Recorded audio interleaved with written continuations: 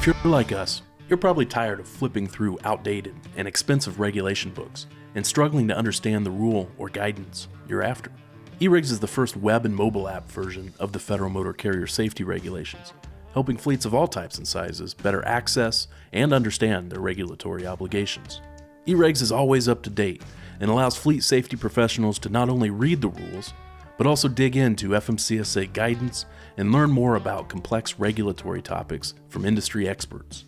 Highlight, bookmark, and take detailed notes right from the app and access them on any of your devices.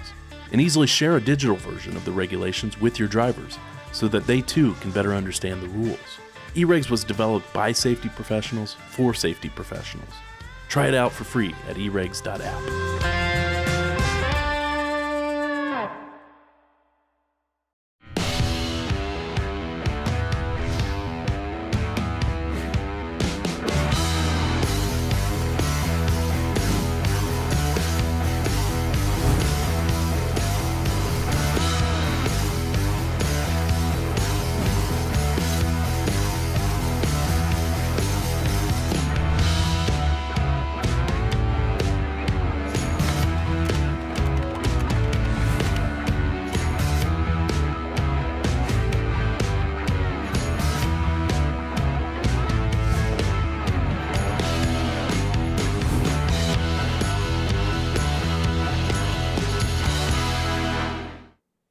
All right, hey everyone, welcome to episode 46 of Trucksafe Live, the show where we and our guest tackle the hot button issues impacting highway transportation.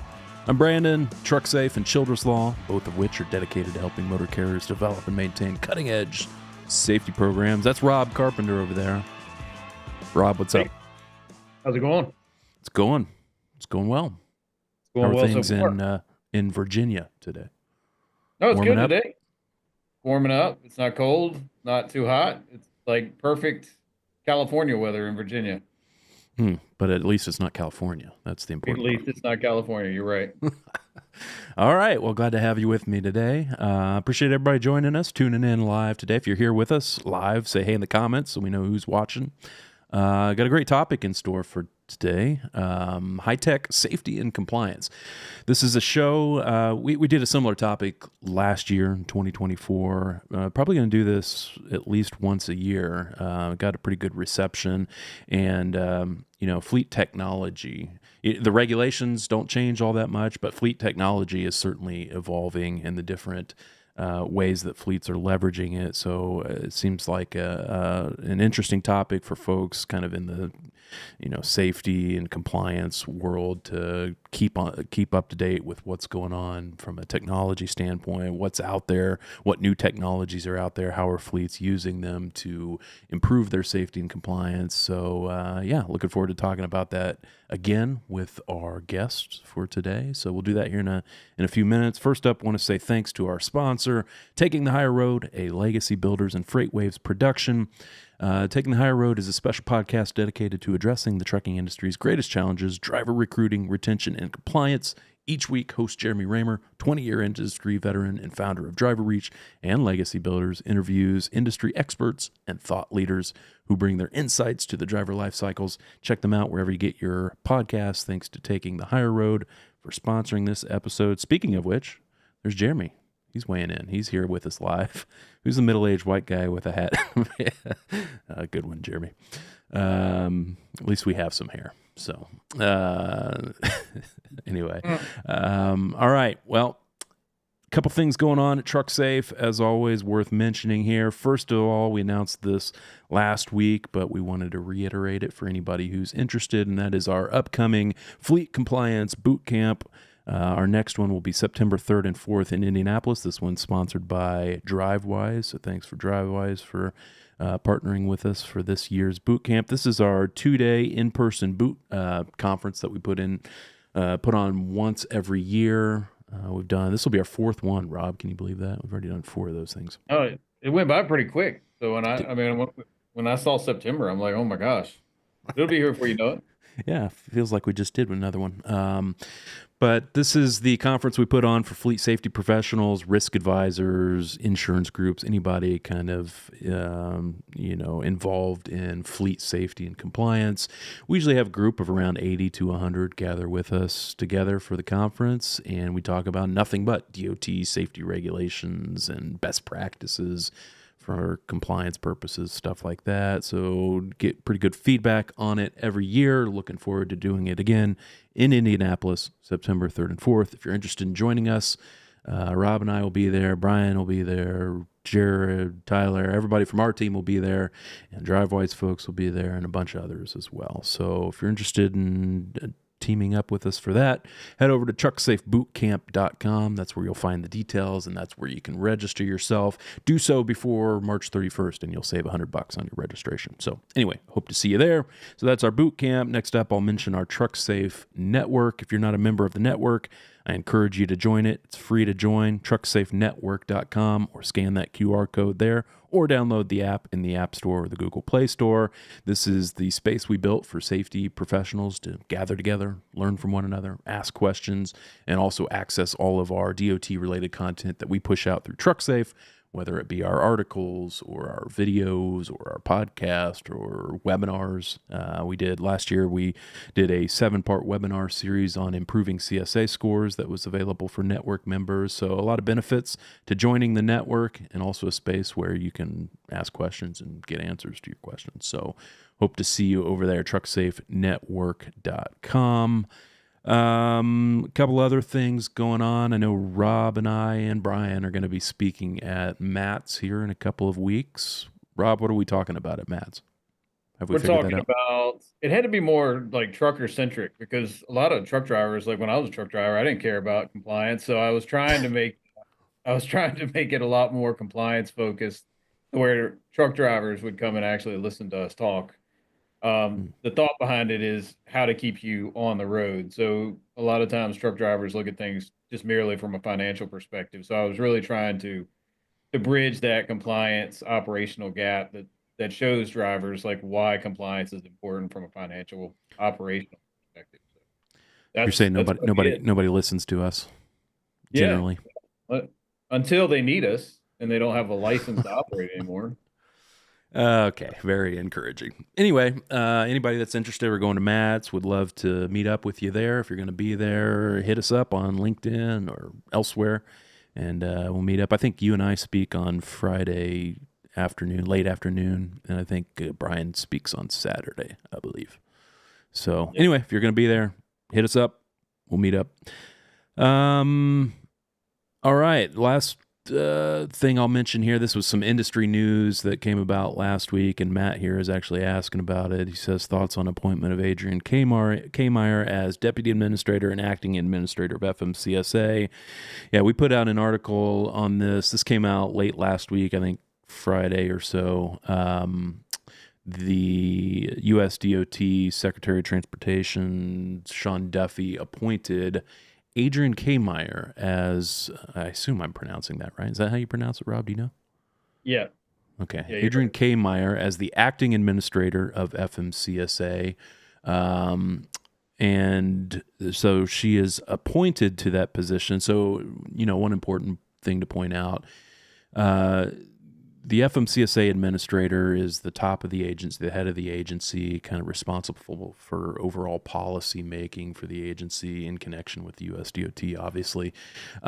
She was appointed acting administrator, which means it's a non-Senate confirmed position at this point. So typically that position requires Senate confirmation to be the full administrator of the agency, and would involve the Senate confirmation process, which could drag on. And so our last Senate confirmed administrator for the FMCSA was Robin Hutchinson, who was appointed by Joe Biden and confirmed by the U.S. Senate. She left that role, I think it's been a couple of years ago now, may have been last year. But in any event, since that time, we've had some deputy administrators, acting administrators, folks who fill that role temporarily. It's kind of a more temporary position. So that's the role that Adrian has been appointed to.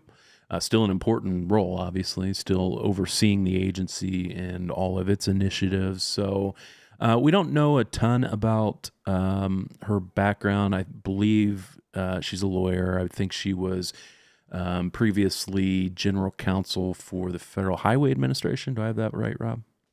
Yep, I think so. I don't know if I should say it or not, but she and we've been back and forth. So if she's watching, this is what the show looks like. We're looking at having her on. So hopefully that'll work out. And she expressed some interest, so I think we'll have her on. She may not be interested after seeing these first few minutes here. Might not, but the administrator role is kind of weird. It's like they the agency is changing a lot, and I think that's part of the reason that they've had 8 of them in the past, 5 years or something. Yeah. So I don't think it's getting any.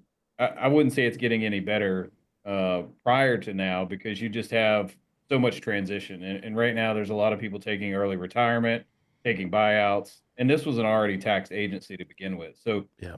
her taking on this role, it's really taking on a role. So you're really going to have to revamp an entire agency that was already not the most efficient, right? So we'll see how it Yeah, goes. it's not an enviable position, that's for sure, but an important one with, as we all know, a lot riding on it.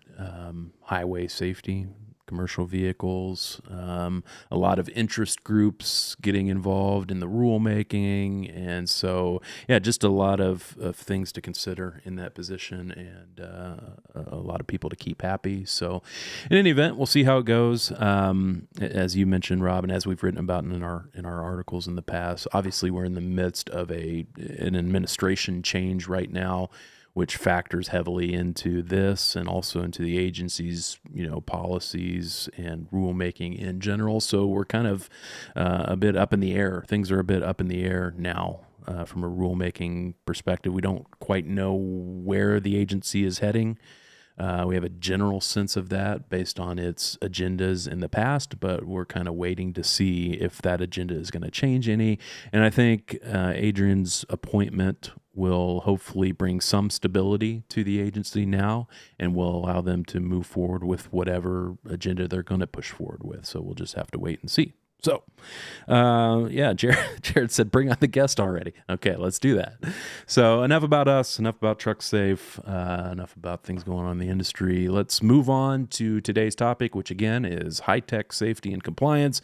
Excited to be joined once again by our friends and colleagues over at Drivewyze, John Van Nortwick, and then also Kurt Ryan, who is with CPC Logistics as a Drivewyze customer. So bring those guys on. Let's do it now. Welcome, guys. Thanks for joining us. Hey. There's John. We got Kurt. Kurt, are you unmuted? I am now. There he is now.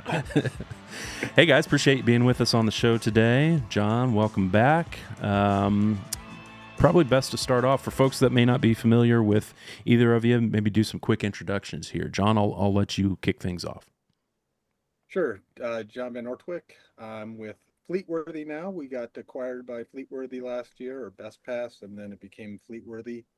And I'm on our sales solutions engineering team, and we really work with our fleets to come up with good safety and compliance solutions. Now we've got a much broader suite of products with all the combined companies, so and everything from DQ and HOS on the driver safety and compliance side, compliant on the asset side. We do licensing and permitting, and fuel tax, consulting. So there's a lot of things we can do for fleets. Yeah, is there anything you guys don't do now over there at Fleetworthy? It's getting between toll bypass and then all the safety and compliance, we got a pretty good suite of products and services. Awesome. Well, thanks for being here again, John. Appreciate it. Kurt, you do an introduction. Yeah. Thanks for having me on. Kurt Ryan, I'm with CPC Logistics. I operations manager out of Windsor, Wisconsin, Madison, Wisconsin. My client is a large pharmaceutical company nationwide with over 9,000 stores. I manage a team of 90 drivers. We have roughly 60 trucks, and it's a local territory. Guys are home every night, so that's what I got going on, and was introduced to John, I don't know, 5-6 months ago, and teamed up and built a solid program. So hope to discuss that and move forward with that and how it works with what we got going on. Yeah, thanks for joining us. Yeah, we are looking forward to hearing about that integration. John, I think most people will be familiar with formerly Drivewyze, now under the Fleetworthy umbrella, for their way station bypass product. We've got a lot of our clients I know that use that technology. But the thing I wanted to talk with you about, and that I know you're excited to talk about, is some of the other technology that you guys have built out over the last several years and have started to roll out with fleets, and how you're seeing that play out in those fleets. So maybe we can start there, John. Well, I'll turn it over to you to kind of talk about, this is called custom zones. Do I have that right?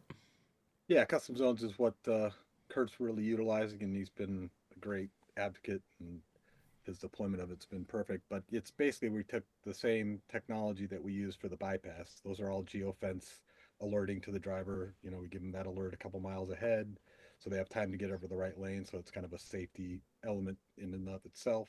And then we've got the software in the way station, and then depending on safety scores and everything that's going on, they may or may not get pulled in, but most of the time they'll get a bypass and they won't have to pull into that way station.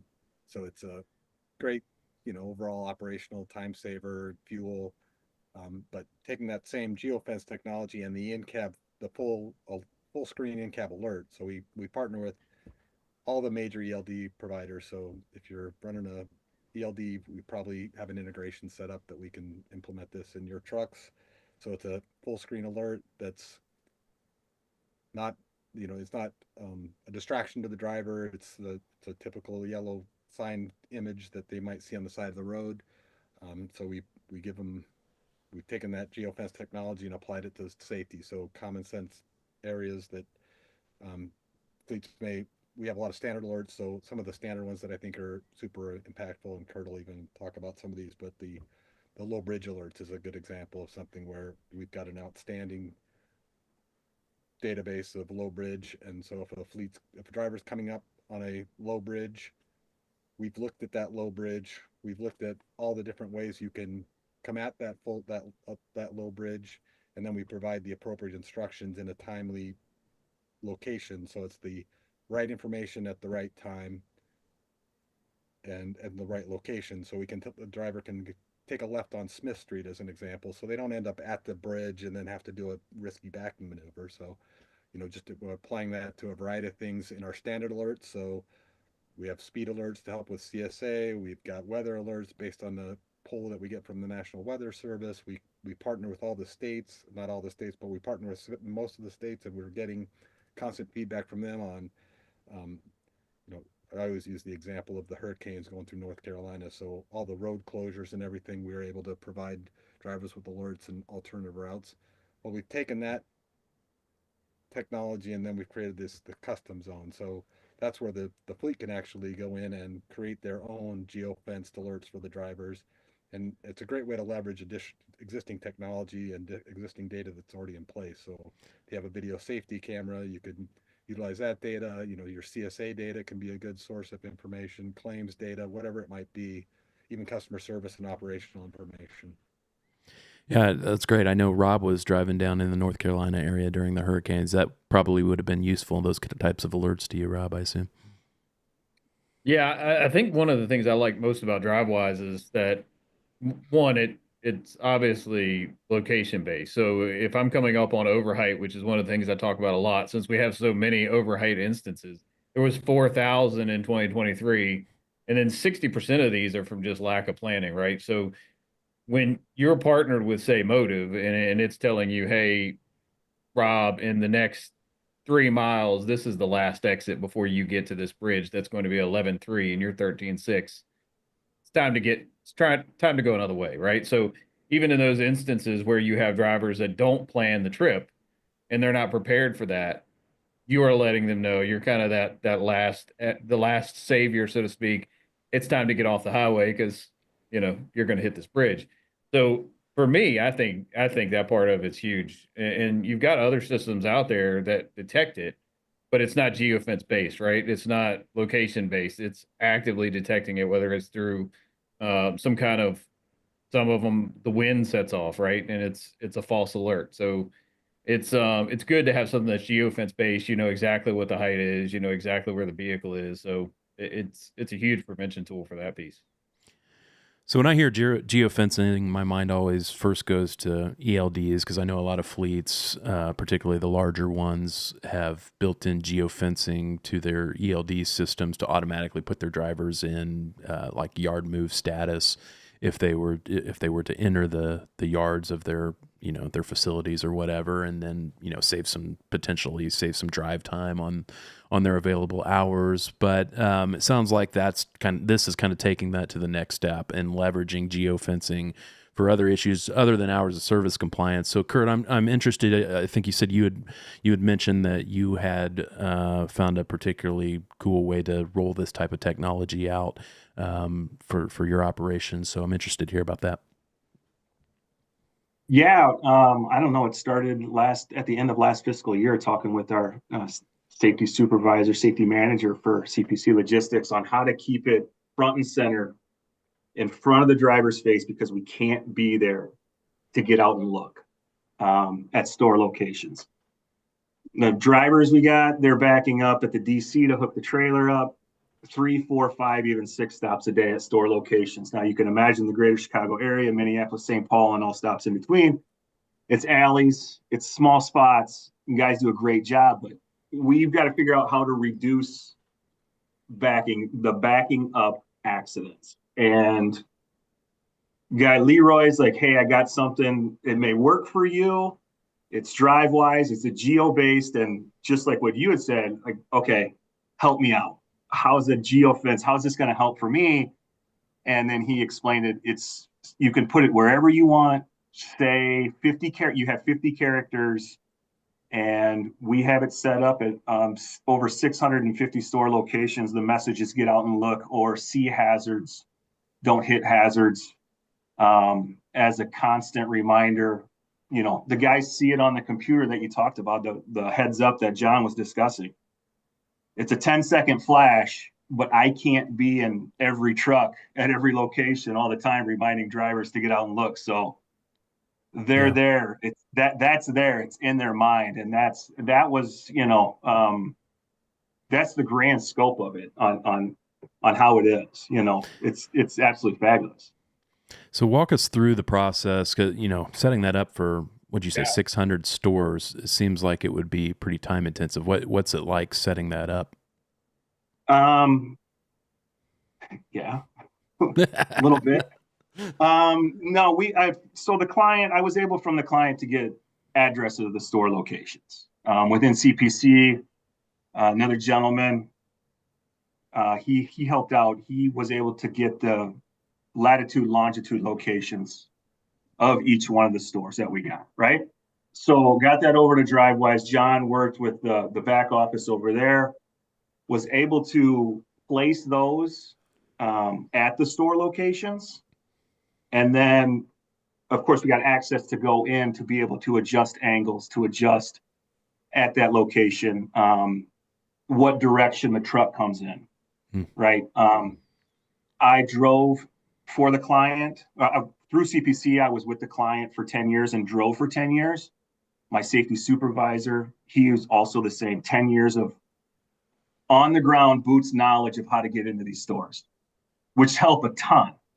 So 650 locations, yes, it's a mountain of work to do. But the results from that are amazing. And I guess I thank insomnia. I was up a couple times at 3 a.m. in the office, burning the midnight candle, adjusting sites to get it up and running, because I was incredibly excited and still am for the results. But at that time, just incredibly excited, like the potential of the reduction of the backing up accidents at store locations. Yeah, so tell us about the kind of the results you're seeing. I know it's fairly early on in kind of your rollout of it, but do you have any anecdotal examples of how this has already saved you some time or money? Many. Fiscal year of 24, we had over 24 backing accidents. That's hitting yellow ballards, doors, dumpsters with the front fenders, scratching a car when backing up, right? This fiscal year, we've had 5. We haven't had we went a full 3-month period without any backing accidents at a store location. And when you Wow. service 650 store locations every week, that adds up. Yeah, So no it's a kidding. phenomenal result with the reduction of just overall accidents. So the client's like, hey, we ain't paying as much. This is great, right?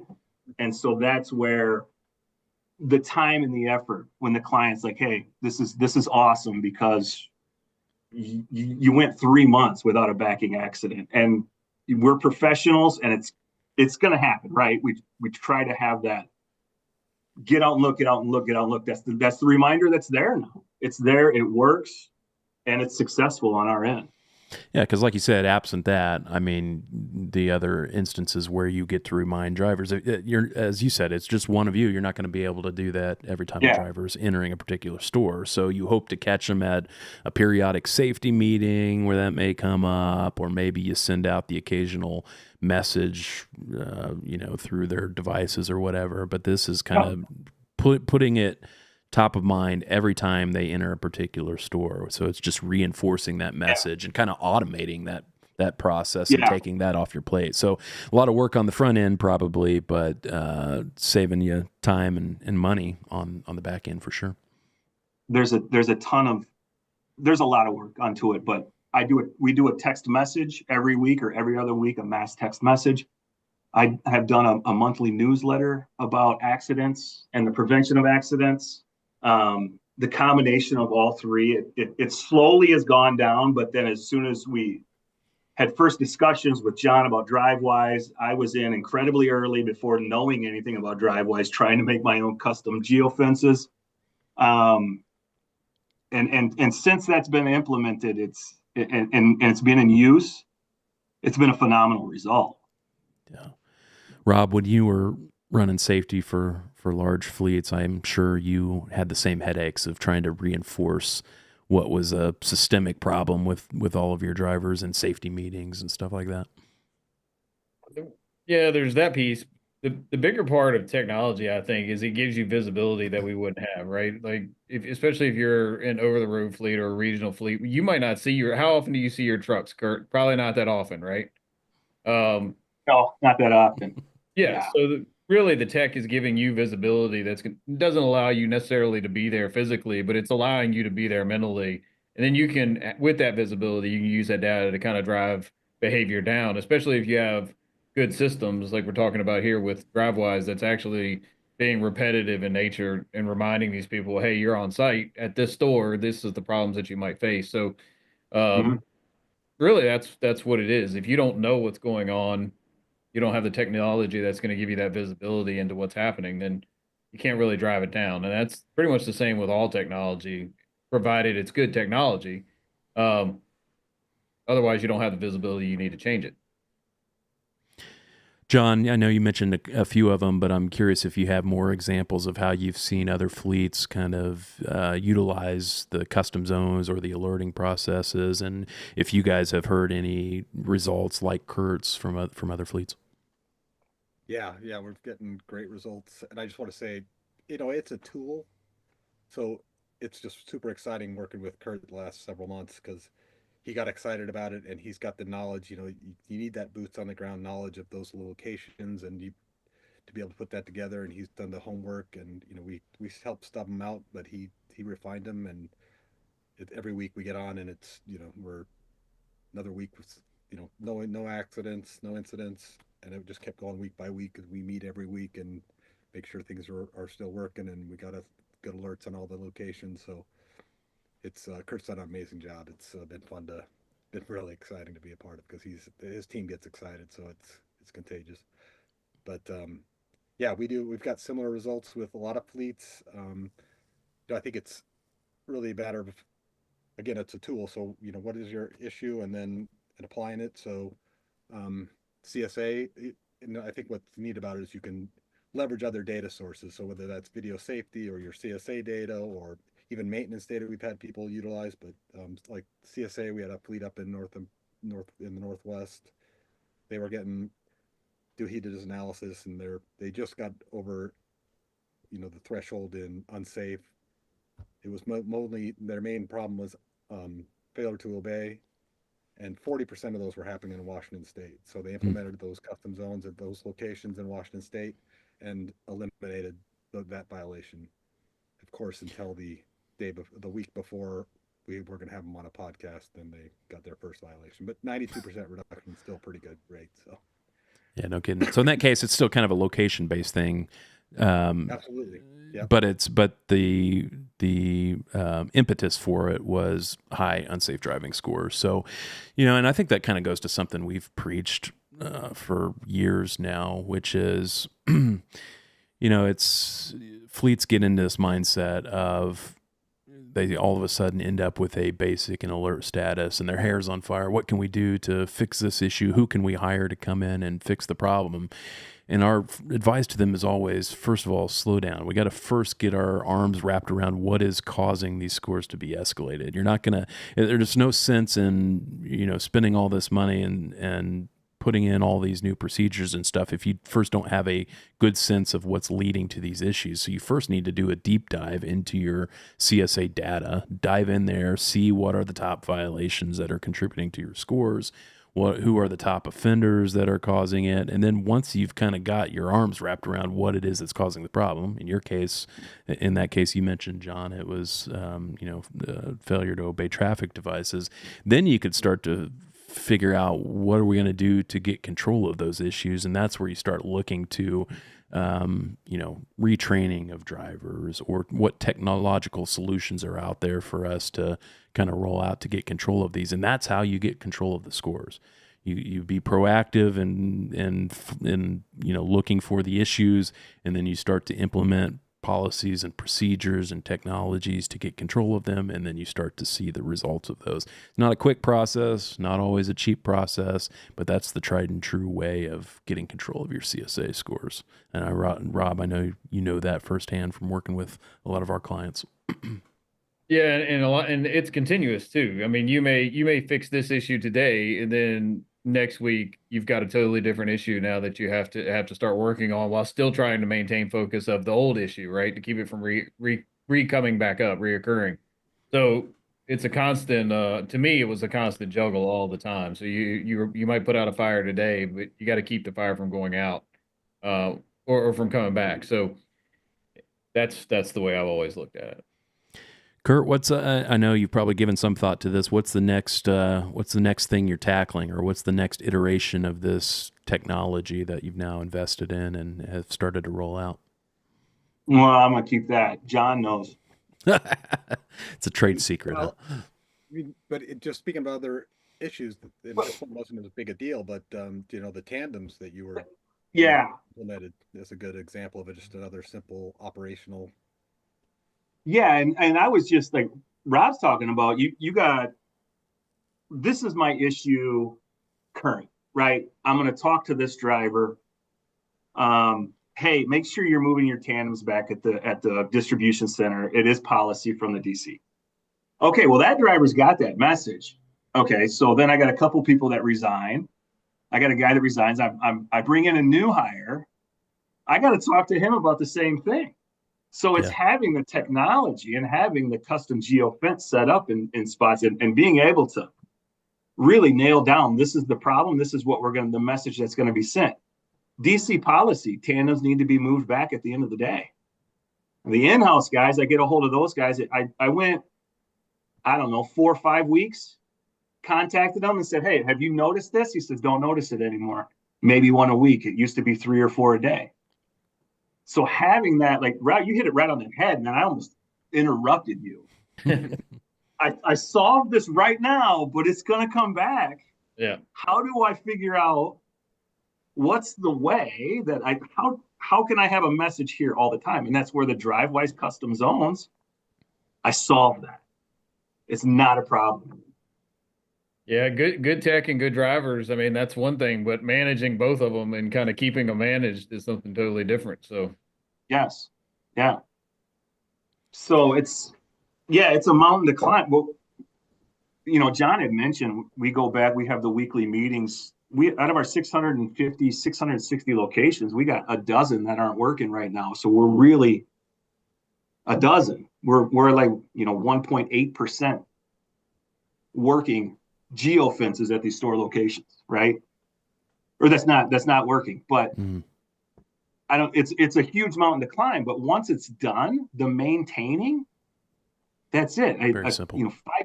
5 years ago, I created a website with all of these store locations on how to get into a store.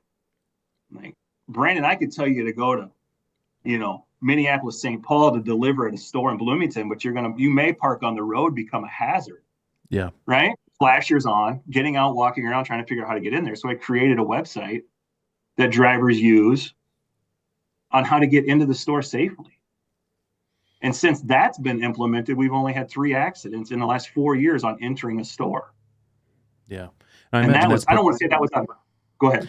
I was going to say, I imagine that's particularly useful, because in the past, maybe we would have to rely on a particular group of drivers who are familiar with that store and are familiar with getting in and out of it and the traffic flow around the store and the parking and stuff like that. And, and then you hope those drivers aren't out for the day or whatever. And so this kind of allows you to expand it out to others. People who aren't familiar with the location can get the same alerts and can get, access without you having to jump in, independently for that particular driver and address it.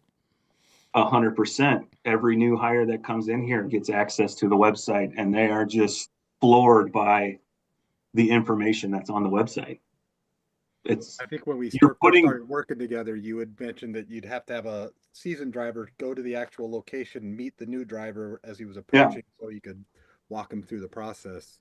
Yeah, we've had that before, and so this takes care of that. It gives them comfort before they even leave the DC.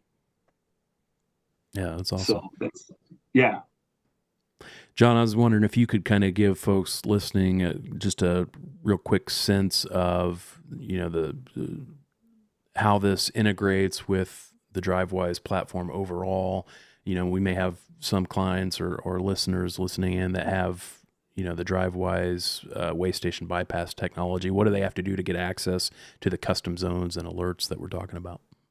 If they've already got the bypass, it's really just a flip of a switch, and you can get the Drivewyze free, which includes like the low bridge alerts. It doesn't include the custom zones, but the free product, you can just go talk to your customer success person and have that flip the switch on. And you'll start getting those alerts, and you can toggle any of those free alerts on or off if they're not applicable. We're very conscientious of the noise in the cabs, so to speak, and we don't want to add to that. We monitor that. We display it in our back end, so average number of alerts per week per vehicle. What are some examples of of those alerts? I know you mentioned low bridges. What are some of the other ones? Low bridge, congestion, stop vehicle. We've got work zones is a great one. Work zones, we're actually doing we got work zones across the country, but we also are doing some specific testing in Oregon and California where we actually get updated feeds from the actual crew on the road. So if they change which lane is closed, we can give them a warning in enough time to safely move over, which is, that's one of the big problems is those last minute lane changes. So, just a lot of great alerts that they can do that just flip on. And even the installation for Drivewyze in general is super easy because we integrate with most of the large ELD providers. So we'll sync up the vehicles, we'll sync up the driver list. You don't have that typical implementation process and can get started pretty quick. You don't need a separate transponder or anything like that. Right. There's no hardware. It's all software based for the Drivewyze bypass and the safety alerts. So. And then for folks who may be interested in taking it the next step to those custom zones, I assume they can just speak with their rep on that as well. It's just an upgrade, flip of the switch, and we can turn on those additional, and that comes with the cargo theft. So we get data feeds from CargoNet. We kind of do a variety of things around the cargo and looking to do more with the cargo theft, but we do general areas that are known for cargo alerts, and then we get daily feeds from CargoNet on specific cargo incidents, and we do a little smaller geofence for that specific area, and then we also do any truck stops that are known as high cargo. We geofence those as well. Then we give weather alerts, so National Weather Service minute by minute updates, and we're warning the drivers about weather that they may be approaching. And then we also do a speed alert, which is really a good kind of a sample of what we can do for the CSA. So we're looking at all the MCMIS data. We download all that publicly available MCMIS data, and we look at all the speeding violations. Then we try to group it by, within the X miles, X number of alerts, X number of violations, and then we can provide the drivers a little warning that they're coming into a high violation area. Hopefully they reduce their speed. They don't get the alert unless they are speeding, and then we track their speed through that zone. So then you can do some coaching and kind of improve that from there. So lots of good stuff. Excellent. You mentioned truck parking. I'm interested in that one. I think you mentioned it in the context of, maybe parking lots that are notorious for cargo theft and stuff like that. But with truck parking being, and the shortage of truck parking being such a huge issue in the industry, it routinely ranks up there on the list of top industry issues. Have you given any thought to, or does the product currently just give alerts to drivers about, what truck stops are coming up so that they can, do some better planning or to know when they may be able to take their breaks coming up, stuff like that? Yeah, our product manager in charge of the free product would probably get mad at me since I didn't mention it right off the bat. But we do monitor we get information on the parking spots available at the rest stops that we've got connections with those states, and we can provide drivers with an alert with, rest stop ahead or truck parking ahead, 13 base spaces available or 0 spaces available, so that they kind of get an idea. So constantly trying to expand that, but yeah, we do have those parking. And then we also have had customers on the opposite side of that, with the custom zones, if they're getting, predatory towing issues. So there's some locations in the Northeast where just outside of the place where they can park at a Love's, Yeah. it's not no parking, and they get Don't towed. break down here. Yeah. So yeah, there's a lot we can do. Awesome. Well, I'll ask you a similar question I asked Kurt. What's in your view, with what you can mention, what's next? What do you envision as being kind of the next iteration of these custom zones or the Drivewyze technology in general? What's next up? I'm gonna replicate Kurt and have him go around to all the fleets on our software, because he did such a great job. But we actually, and we're working with Kurt to get enhancements and things we want to do along with our other customers. But there's the things we can do to make it even easier to set up those zones and deploy those quicker. There's other data sources that we want to start including, so more detailed road weather or whatever it might be. We want to open up that great mechanism to talk to the driver in that, at the right location, right time. What other data sources should we be pulling from to get those across to the driver? Go ahead, Kurt. Well, I was just going to say, I mean, you're talking about the weather and traffic. The more information that you can have available for the driver on his tablet, the less he should have his phone in hand, right? The less he should be using his phone. It's against, DOT laws to have to be using your phone while driving. But if you're stopped and you're able to pull the information, like the website and all this information that John's talking about right there on the tablet, that's where to go next, is to have it at the touch of a finger on a tablet that the DOT says is all right. Yeah. And some of it's going to be, with our fleets working together to create those custom zones, we're going to make those some shareable. A lot of them are common locations that people go to, and the great thing about safety and trucking is people are willing to share. We get one of our large customers hits a low bridge in the middle of nowhere that we didn't have yet. First thing they do is they want to call us and let us know, and we put that in our database. I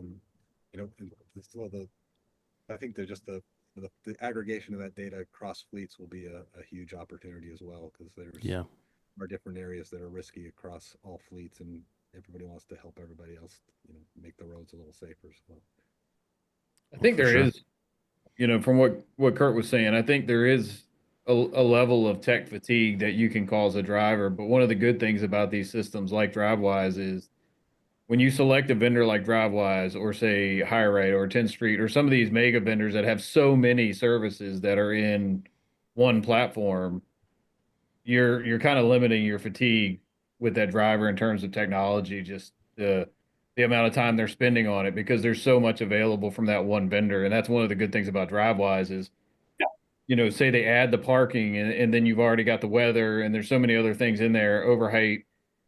You were able to limit so many other vendors. You only need the one or the two. So I think that helps a lot too.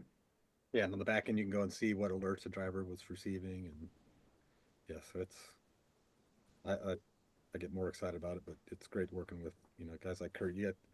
We have got similar fleet managers in different areas, small fleets, large fleets that really know different areas. I worked with a guy in delivering into Chicago all day. That's his 100 truck fleet does all day.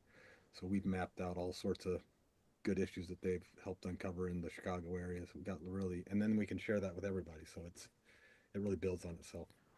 Nice. Coming back to the kind of truck parking, Casey on YouTube's asking, could truck stops be added to a geofence alert set up to remind drivers to get out and look, or other reminders while in truck stops? Yeah.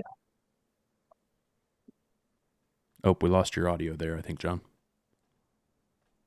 Yeah, that would be an easy one for us to help put together and implement. So, and that's really what it is. It's just, creativity, or look at what your issues are and what we can do to help them. Out of fuel locations, people utilize it for those flatbed operations. So depending on what customer they're going to, they'll get specific instructions on what straps they need where to load that specific type of cargo on that flatbed. So yeah, there's just a lot of different locations. Whatever you would tap your driver on the shoulder and mention to him as he pulls in somewhere is what we can help provide. So, and Rob, it's a quick read. Yeah. It's 10 seconds. Yeah. It's a 10-second, like just what John said. Hey, I'm here. Get out and look. When I talk about a driver not using a cell phone, they can access at any time. They can go to the internet. They do no matter what speed, right? What I'm thinking, my vision is having the Drivewyze and integrated with the website that's been created and have all that information right there to touch, but you can't access it obviously when the truck's moving. Yeah. So it takes that distraction away. Yeah. Right. Yeah. So, which is a good thing. Yeah. Yeah. And I know that's an important piece that John, you and your team were particularly concerned about, and I know you've kind of built it in a way to minimize distractions to the greatest extent possible. So, yeah, they can tap the screen to make it go away immediately if they're in the middle of a navigation maneuver or something. So it's because, like you said, it's on their same device that they're using for ELDs and stuff like that. So they got to be able to get to that quickly if needed and stuff like that. So. My second favorite part about this, I have to say, is the 2-mile warning before the weigh station. So, if you are running as illegal as some run, you have the opportunity to pull over and get it fixed 2 miles beforehand. So I just want to throw that out there. Not so much of a worry now, but in the past when you would run maybe 5 logbooks in like 2010, this would have been helpful. Even just getting over to the right lane. A large fleet in Wisconsin, and their safety manager told me they would have gone with it for the bypass just for that alert alone to get over to the right lane and not get the failure of the day or make the last minute lane change. So there's a lot of benefits. It's fun to work with. I feel like we always need a disclaimer for Rob on here that says do as Rob says, not as Rob does, or something to that effect. Shouldn't use logbooks. All right, guys. Well, we're about out of time here. Anything we missed that we should hit on real quickly? John, you got anything? No, I'm good.